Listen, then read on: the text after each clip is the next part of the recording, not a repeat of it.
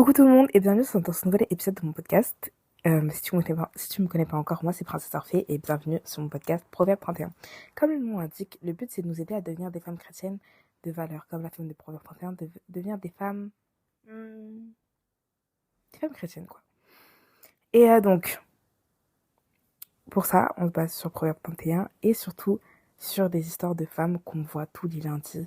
Et sinon, mon podcast traite plein de sujets. Ça peut aller de comment s'habiller à comment gérer un cœur brisé, à comment récupérer sa foi. Bref, et il y a tous les sujets possibles et imaginables auxquels tu peux penser qui sont sur mon podcast.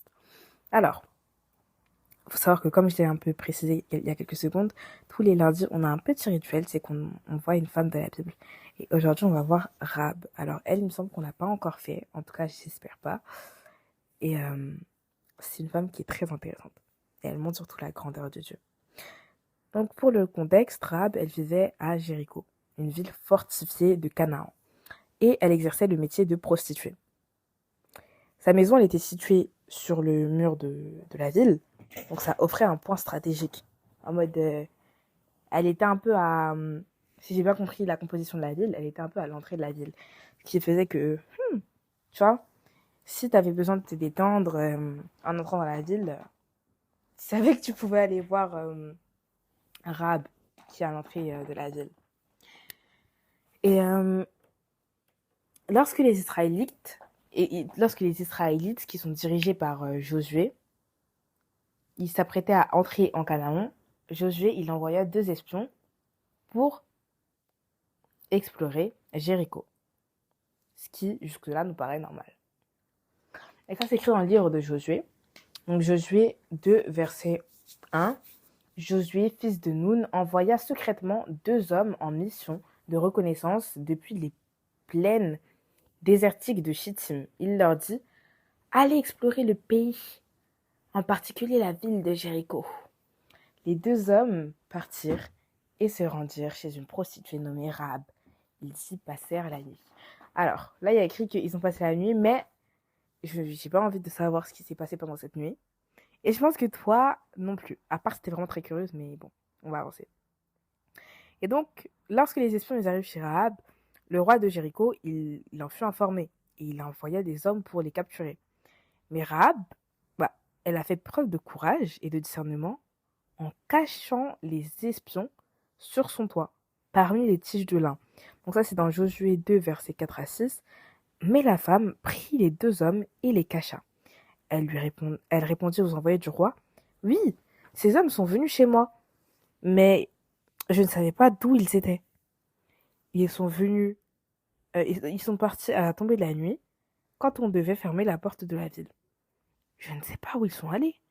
Dépêchez-vous de les poursuivre, attrapez-les, vous les rattraperez sûrement. » En réalité, elle les avait fait monter sur le toit et les avait cachés sous les tiges de lin qu'elle avait étalées là. Et donc, Rahab, elle confesse sa foi en Dieu, en le Dieu d'Israël, reconnaissant sa puissance et son plan pour donner la terre aux Israélites. Elle fait un pacte avec les espions en leur demandant de protéger sa famille lorsqu'ils prendraient la ville. Donc ça, c'est dans Josué 2, versets 9 à 11. Elle leur dit, « Je sais que le Seigneur vous a donné ce pays. La peur de vous nous a assis. La peur de vous nous a saisis et de tous les habitants du pays tremblent devant vous.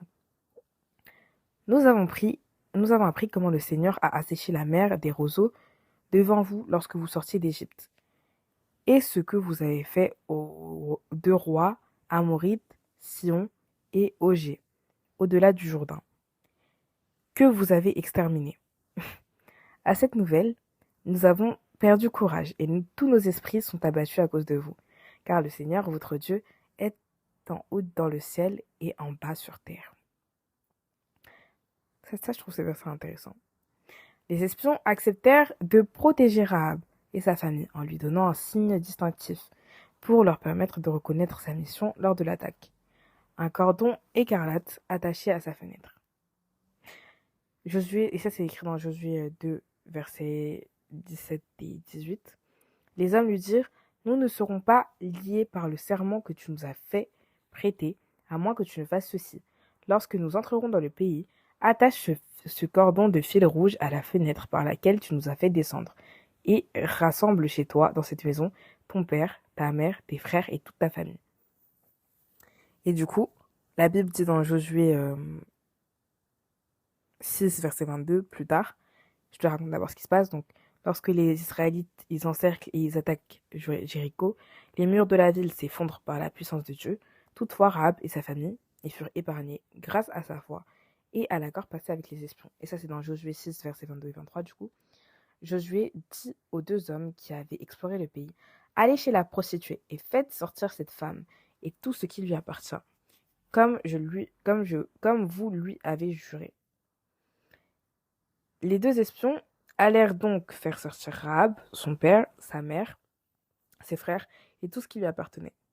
Ils firent sortir toute sa parenté et les installèrent en dehors du camp d'Israël.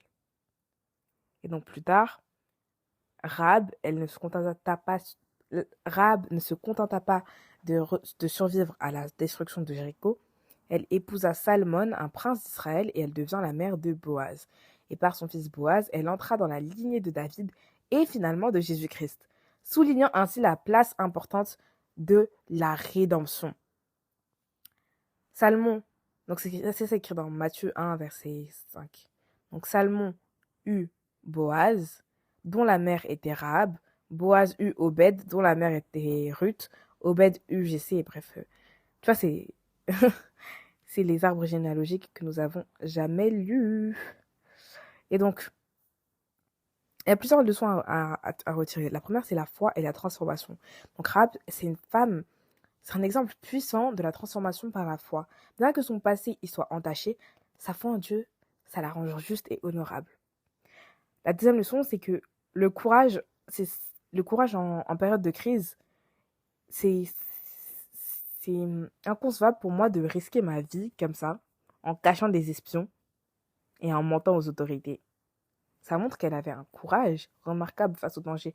Parce qu'aujourd'hui, est-ce que si on t'envoie 4 officiers là, armés jusqu'aux dents avec des guns, et qu'on te dit que tu caches des espions russes chez toi, et que tu dis non, ils sont là-bas, tu crois que tu n'aurais pas peur? Moi, j'aurais grave peur. Je pense que... Bon, je ne saurais même pas laisser rentrer chez moi en premier. Ensuite, la 3, c'est la façon dont Dieu non seulement il utilise n'importe qui, mais même dans la façon dont il y a eu cette conquête de Jéricho, les murs qui se sont effondrés par la grâce de Dieu, les ci, les ça. Enfin, vraiment, on sent que ça, c'était fait par Dieu. Et même parfois, j'ai l'impression que là où Dieu, il avait prévu de détruire quelque chose, il avait, soit, tu sais, son ennemi infiltré, entre guillemets, tu vois. Genre, enfin, son espion.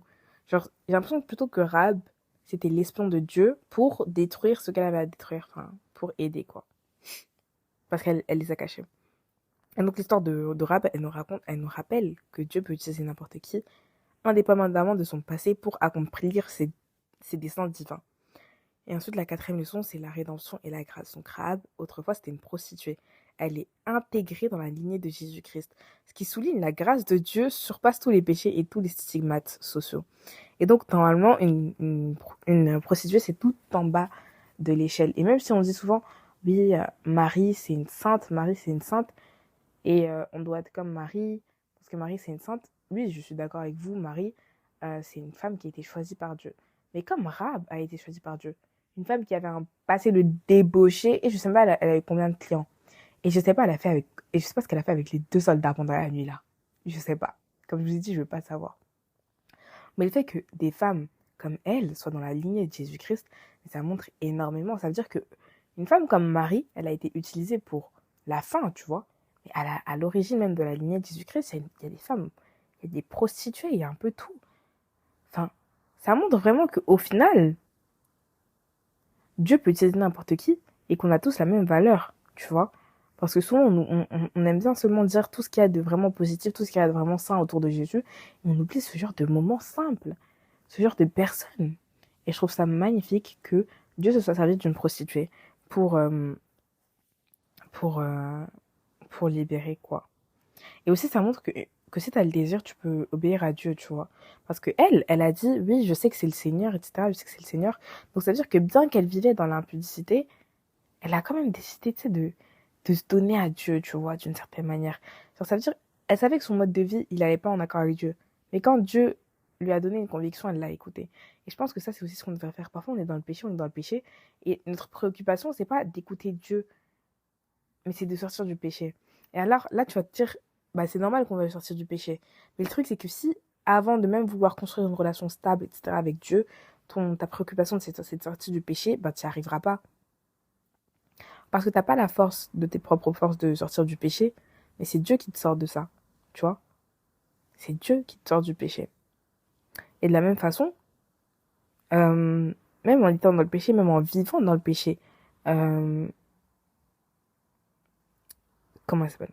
Rahab, qui était prostituée, elle connaissait Dieu. Elle n'a pas connu Dieu après avoir été prostituée. En tout cas, moi, c'est pas comme ça que je le vois. Moi, je vois vraiment qu'elle connaissait Dieu tout en étant prostituée. Elle était consciente de ce qu'elle faisait. Et pourtant, elle était quand même prostituée.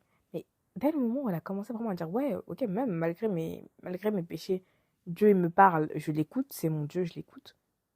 Bah, Dieu, il a un peu changé sa situation. En tout cas, il ne me semble pas que, après la chute de Jéricho, Rahab soit restée une prostituée. Il ne me semble pas. Parce que justement, après la chute de Rahab, elle prend un tournant, tu vois, dans sa vie. Ah, pardon, la chute de Jéricho. Désolée, je confonds les noms. Après la chute de Jéricho, elle prend un tournant dans sa vie. Et son mariage, il lui donne un rang plus haut dans la société, tu vois. Elle devient une partie intégrante de cette communauté dont elle croyait en le Dieu, tu vois. Et moi, je pense que ça me rappelle quelqu'un. Là, vous allez dire, mais Orphée, tu mélanges tout. Mais là, ça me rappelle Adé Laurent. Parce qu'Adé Laurent, dans une interview, il avait dit qu'il était chrétien. Et beaucoup avaient dit non, mais il n'est pas chrétien parce qu'il travaille dans le monde du sexe. Il n'est pas chrétien parce que si, parce que ça. Mais là, vous voyez pas Rahab. Rahab, elle croyait en Dieu tout en étant prostituée. Et au moment où Dieu a eu besoin de l'utiliser, elle a laissé tomber sa vie de prostituée. Donc moi, je pense que tu peux avoir cette foi en Dieu. Et même si elle ne se manifeste pas encore, tu as cette foi en Dieu. Genre, tant que tu as cette foi qui est dure en Dieu, Dieu, à un moment, il va t'utiliser et il va te faire sortir.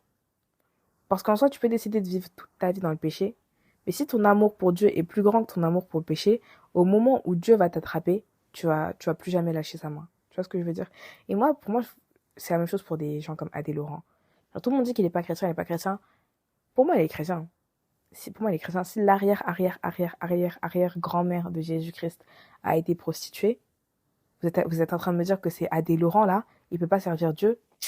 Ah, allez là-bas.